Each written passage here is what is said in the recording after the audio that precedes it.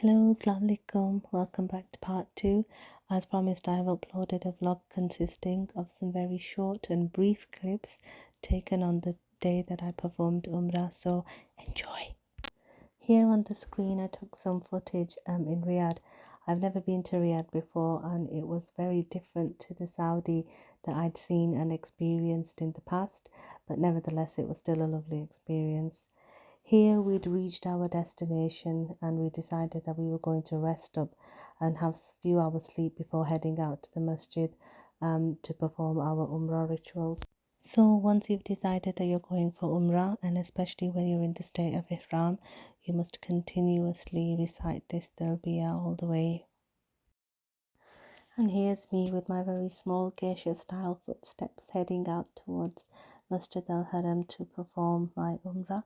Umrah is made of 4 essentials: Ihram, Tawaf, Sa'i, Safa Marwa, Harak or Taksir. I've added a very short description of those 4 essentials, however you can find elaborated versions online. So whilst heading out towards Masjid al-Haram to perform your Umrah, this Talbiyah must be recited. So after completing the Tawaf al-Umrah, 7 circuits around the Kaaba, I decided to stand on one side and take this footage of that very moment. And it's always a very special moment. Alhamdulillah, I've been given the opportunity to perform Umrah and Hajj in the past as well, but each time has its own special feeling, its own meaning. And this time for me, I think it was a game changer. Here you have the famous clock tower and the best view in the world, Baitullah. So whilst performing the rituals of Umrah, one of those rituals is that you stop and you drink Zamzam water. And the idea is that you drink as much as you can and then you make dua in front of Allah subhanahu wa ta'ala and you ask Him to grant your body shifa and wellness and goodness through the blessings of Abi Zamzam. So that's what's happening here. Now, because of Ramadan, people were fasting, so they were not drinking water. However, they were wetting their faces with it and filling bottles up to take away. Here, people are walking from the direction of Mount Safa towards Marwa, and all along the way, you can locate taps filled with Zamzam water. So this was a new phenomenon for me. I'd not seen it before, but this 2-lane and buggy is available for those people who are unable to complete their tawaf or their sa'i on foot for whatever health reasons. This is there. There's numerous facilities available for everybody there now, and once you go there, you won't be at a loss, inshallah.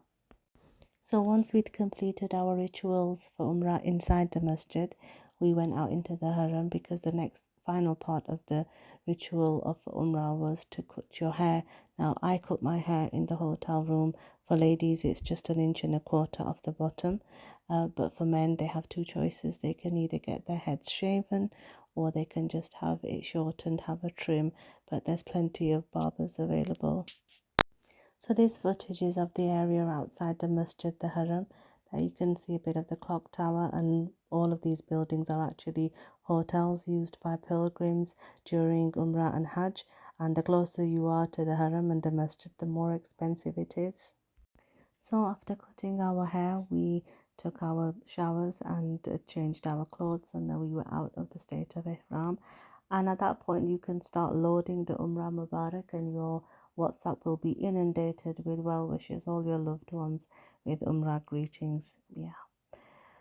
This footage was taken the next day, so we went in the morning, and as you can see, it's not that busy, so people were resting after Sahri, but we decided to go and make some tawafs for our loved ones and our nearest and dearest, and that's what we were doing here. So I decided to stop and make this video clip.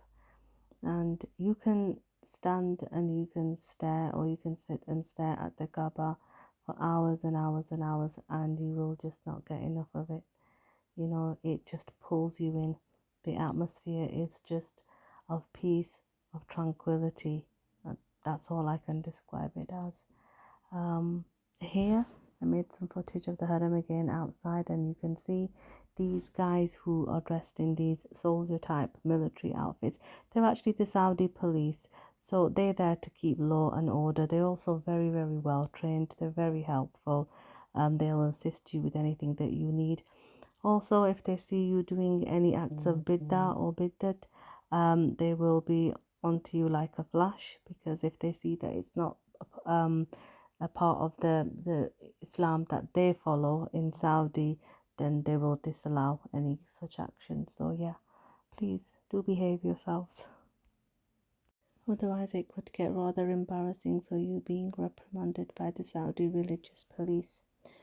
Here was Jummah, and I decided to take some footage of the ladies' area during Jummah namaz, and I was so grateful that day for being given the opportunity to pray Jummah namaz in Ramadan at Masjid al-Haram in Makkah. I think I got that opportunity the last time as well. We got a Jummah in, but it wasn't Ramadan, so I just thought I would make this footage.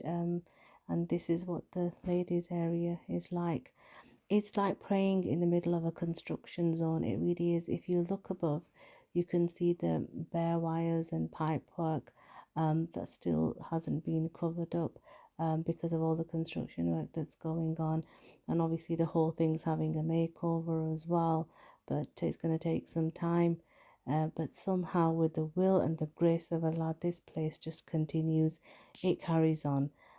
It's still so organized, even though you're in the middle of a construction zone. It's still so organized. Everybody gets to perform their Umrah, everybody gets to perform their Hajj, everybody gets to perform their five prayers a day. Everything still happens, and this is of the grace of the Almighty. Alhamdulillah, alhamdulillah, a million times. So it was time to say Alwida to Mecca, and we headed out to Medina. So we'll see you in vlog 3, Medina Dar Nabi. Assalamu alaikum.